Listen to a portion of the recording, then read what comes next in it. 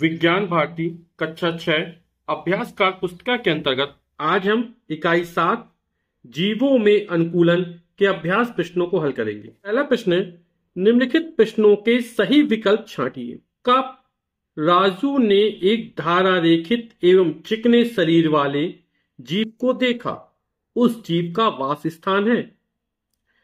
तो शरीर धारारेखित है एवं चिकना है, यानी ये जल में रहने के प्रति अनुकूलित है। तो कहां रहेगा वो जीव? पानी में रहेगा। तो इसका विकल्प क्या हो जाएगा? पानी। खा है, जली पौधा है, आम, नीम, नागफनी, सिंघाड़ा। तो आप लोग समझ ही गए होंगे, इसका विकल्प ये चौथा सही हो जाएगा, सिंघाड़ा।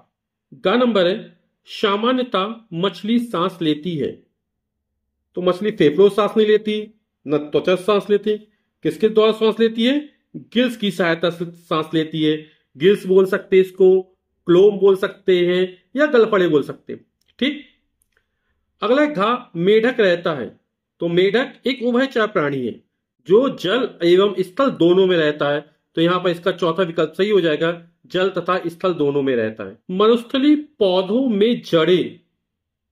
अब जो मरुस्थल में पौधे पाए जाते हैं वहां पर तो पानी की कमी होती है, और जब पानी की कमी होगी तो क्या हो जाएगी? जड़ तंत्र अधिक विकसित होगा, जड़ें ज्यादा दूर दूर तक फैली होंगी ताकि पानी की आपूर्ति हो सके। तो जो जड़ तंत्र होता है वो अधिक विकसित होता है, तो जड़ें क्या होगी? अधिक विकसित होंगी। इसका जो पहला विकल्प होगा वो हमारा सही हो जाएगा। 4 नंबर है, हाइड्रेला है। तो हाइड्रेला कैसा पौधा है? जली पौधा है, स्थली पौधा है, मरुस्थलीय, इनमें से कोई नहीं। तो हमारा हाइड्रेला कैसा है? जली पौधा है। तो हाइड्रा हुआ, सिंघाड़ा हुआ, वेलिसनेरिया हुआ, ये हमारे क्या है? जली पौधे में आते हैं। दूसरा है, रिक्त स्थानों की पूर्ति कीजिए। का मछली जल में घुली ऑक्सीजन के द्वारा ग्रहण करती है।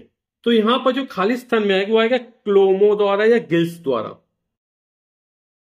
खा नंबर है, जल और थल दोनों में रहने वाले जंतु को कहते हैं। तो जल एवं थल दोनों में जो जंतु रहते हैं उसको बोलते हैं उभयचर जंतु। उभयचर जंतु कौन से होते हैं हमारे?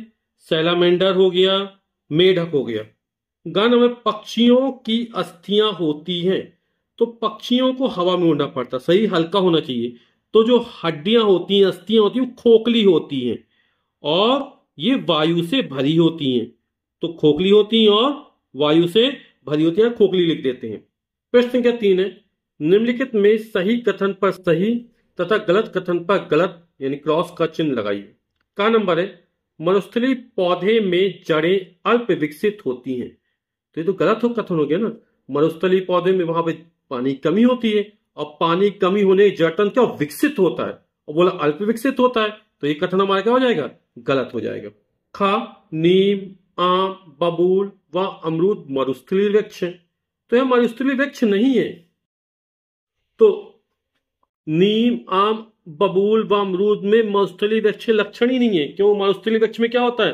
वाष्पोत्सर्जन की क्रिया को कम करने के लिए पत्तियां मांसल हो जाती हैं या फिर कांटों या सल्क के रूप में बदल जाती हैं, है ना।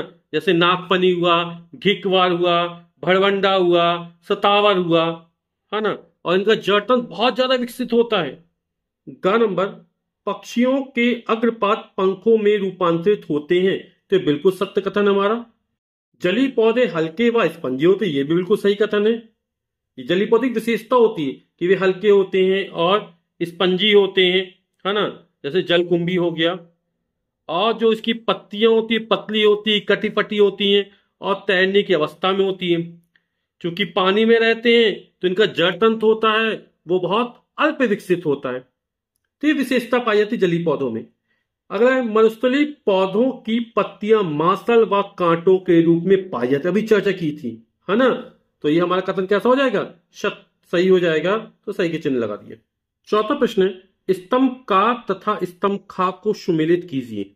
मछली, और मछली की विशेषता क्या होती है? इसमें गिल्स पाए जाते हैं श्वसन क्रिया के लिए।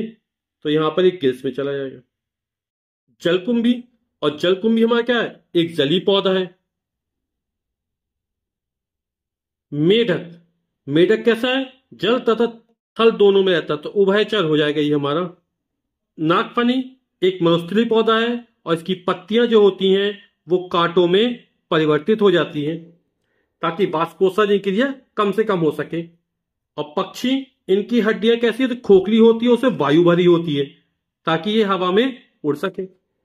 प्रश्न के 5 है, निम्नलिखित में जो बेमेल है उसे छांट कर लिखिए। तो तोता, कबूतर, गौरैया, ये तीनों वायवीय जीव हैं। हवा में ज्यादातर समय इनका कहां गुजरता है, वायु में गुजरता है। इसमें जो अलग हो जाएगा वो क्या हो जाएगा, कछुआ हो जाएगा। तो गाय, बैल, बकरी ये हमारे स्थलीय जीव है, लेकिन जो ऊंट है वो मरुस्थलीय जीव है। ऊंट को रेगिस्तान का जहाज भी कहा जाता है। अब निम्नलिखित प्रश्नों में अंतर लिखिए। स्थलीय जंतु और उभयचर जंतु में अंतर लिखना है। तो स्थलीय जंतु मतलब स्थल में रहने वाले जंतुओं को स्थलीय जंतु कहते हैं। उभयचर में क्या हो जाएगा, जो जंतु जल तथा स्थल दोनों स्थानों में रहते हैं उन्हें उभयचर जंतु कहते हैं। स्थलीय जंतु उदाहरण क्या हो जाएंगे, गाय हुआ, बकरी हुआ, बिल्ली हुआ, कुत्ता हुआ, ये स्थलीय जंतु हो गए। उभयचर में क्या हो जाएगा, मेढक हो जाएगा, टोड हो जाएगा, सैलामेंडर हो जाएगा। स्थल में रहने वाले जंतु को स्थलीय जंतु कहते हैं, जैसे गाय, बकरी, कुत्ता, बिल्ली। यदि हम स्थल में रहने वाले सबसे बड़े जंतु की बात करें तो वो हमारा हाथी होता है। और कौन सा हाथी सबसे बड़ा होता है, वो अफ्रीका में रहने वाला हाथी सबसे बड़ा, अफ्रीकन हाथी बुश है, वो स्थल पर रहने वाला सबसे बड़ा जंतु हो गया। और वैसे सबसे बड़े जंतु की बात करें तो नीली वेल या ब्लू वेल जो होती है वो सबसे बड़ा जंतु होती है, जो जलीय जीव है। उभयचर जंतु, जो जंतु जल तथा स्थल दोनों स्थानों में रहते उन्हें उभयचर जंतु कहते हैं, जैसे मेढक हुआ, टोड हुआ, सैलामेंडर हुआ। विश्व का सबसे बड़ा उभयचर जंतु की बात करें तो वो चीनी सैलामेंडर है, जो सबसे बड़ा है। उभयचर जंतु में चर्चा कर रहे हैं अपन लोग। अब जलीय पौधे और मरुस्थलीय पौधों में अंतर करना है। तो जलीय पौधे, जड़ तंत्र अल्प विकसित होता है। मरुस्थलीय पौधे में आ जाएगा, जड़ तंत्र अत्यधिक फैला होता है। जलीय पौधे में पत्तियां पतली, कटी-फटी व तैरने की अवस्था में होती है। और मरुस्थलीय पौधे में आएगा, वाष्पोत्सर्जन की क्रिया कम करने के लिए पत्तियां मांसल या कांटों या सल्कों के रूप में होती हैं। जलीय पौधे सिंगाड़ा, वेलिसनेरिया, हाइड्रिला हो गया। और मरुस्थलीय पौधों में नागफनी, सतावार, घीकुआर, भड़वंडा हो गया। अगला प्रश्न 7वां, निम्नलिखित जीवों के प्रकार के अनुसार उनके नाम लिखिए। तो मरुस्थली में क्या होता है, मरुस्थल में रहने वाले जीव में क्या होता है, वहां पर पानी की कमी होती है, तेज धूप पड़ती है और गर्म बालू पर चलना पड़ता है ना। तो ऐसे कौन से जीव जो अनुकूलित होते हैं, ऐसा ऊंट हुआ, छिपकली हुआ, बिच्छू हुआ, लोमड़ी हुआ, हिरन हुआ। स्थलीय जीव में आ जाएगा, गाय, बकरी, कुत्ता, बिल्ली, मुर्गी। वायवीय, तोता, कबूतर, गौरैया, कोयल, मैना।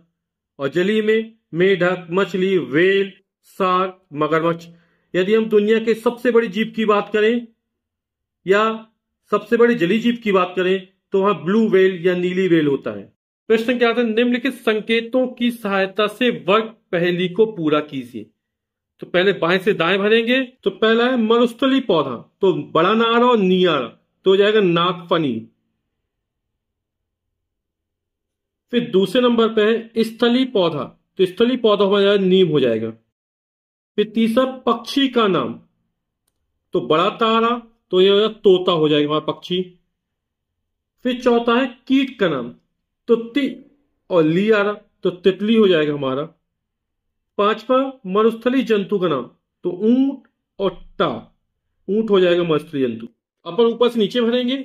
स्थलीय जंतु 6वें नंबर पे, तो गधा हो गया हमारा। फिर 7वां जलीय जंतु, तो मारा लियारा, तो मछली हो जाएगा। 8वां उड़ने वाले जंतु, तो उड़ने वाले बड़ी की लिखा और टा कीट हो जाएगा हमारा। 9वां नंबर तिरछे क्रम में भरना अपन को। मरुस्थलीय पौधे का नाम, तो सा, ता और रा, तो शतावर हो जाएगा।